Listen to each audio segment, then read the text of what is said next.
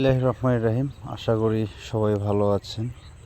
তো এই যে আমার ঘাসের জমি, এটা হচ্ছে বাড়ির পাশে যেটা সেটা। তো মার্শাল্লাহ অনেক সুন্দর হয়েছে।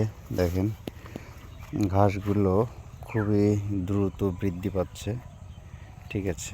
আর এই যে এটা হচ্ছে লাল ঘাস, রেড পাকচুম আর কি। দেখেন কি দ্রুত গতিতে বড় হচ্ছে। হ্যাঁ, এই রেড পাকচুমটা।